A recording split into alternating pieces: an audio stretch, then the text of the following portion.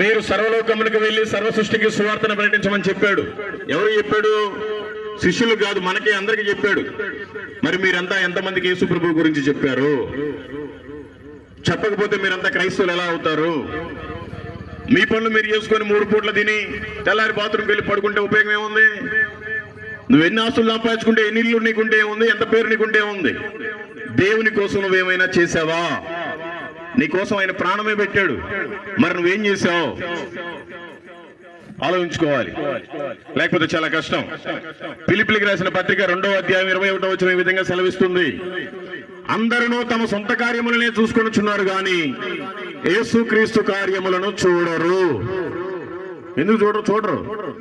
మీకోసం ఆయన దెబ్బలు తిన్నాడు, హింసపడ్డాడు, ప్రాణమే పెట్టాడు. నువ్వు మాత్రం నాకేమీ తెలియదు అన్నట్టుగా తెల్లారు లేవగానే నీ పనికి నువ్వే వెళ్తావు.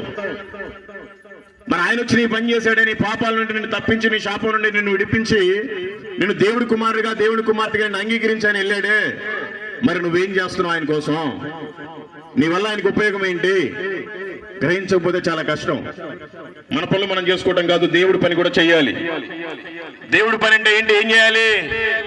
నాలాగేమి మీరంతా ఇల్లు వాకిలి ఊరిని కుటుంబాన్ని వదిలేసి దేశమంతా తిరగమని కాదు. కనీసం మీరు వెళ్ళే పని దగ్గర మీ పక్కన ఎవరుంటారో వాళ్ళకి దేవుని గురించి చెప్పాలి. నీ జీవితంలో ఏదో ఒక మేలు చేశాడుగా, నీ జీవితంలో చాలా అద్భుతాలు ఆశ్చర్యకరాలు చేస్తుంటాడు కదా దేవుడు. నీ సాక్ష్యమే ఒక సువార్త రూపంలో చెప్పాలి. అది చెప్పాలి అంటే నిన్ను వలె నీ పొరుగు వారిని ప్రేమించాలి. ఎందుకు వారిని ప్రేమించాలి? యూదా పత్రిక 1వ అధ్యాయం 23వ వచనం ఈ విధంగా సెలవిస్తుంది. ఈ లోకం అనే అగ్నిలో ఎంతో మంది కాలిపోతున్నారు, అగ్నిలో నుండి లాగినట్టుగా కొందరినైనా లాగి రక్షించుటని వాక్యం సెలవిస్తుంది. కాబట్టి ఈ లోకపు వ్యసనాల్లో ఎంతో మంది త్రాగుబోతులుగా, వ్యభిచారులుగా, దొంగలుగా, దుర్మార్గులుగా ఉంటున్నారు. వారందరికీ మనమే దేవుని గురించి చెప్పి బయటికి లాగాలి. ఎంతో మంది మనకంటే పేరు ప్రఖ్యాతులు ఉండేవాళ్ళు, మనకంటే వయసులో పెద్దవారు, ఎంతో మంది వయసులో చిన్నవారు అందరూ చనిపోయారు, మనకు తెలిసిన వాళ్ళు చాలా మంది.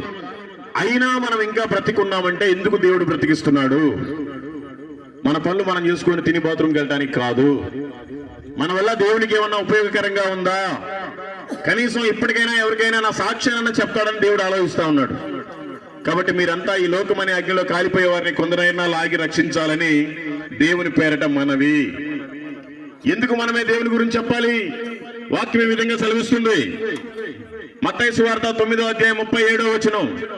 కోత విస్తారంగా ఉంది, పనివారు కొద్ది మందే ఉన్నారు. మరి ఆ కొద్ది మందిలో మనం ఉన్నామా లేదా?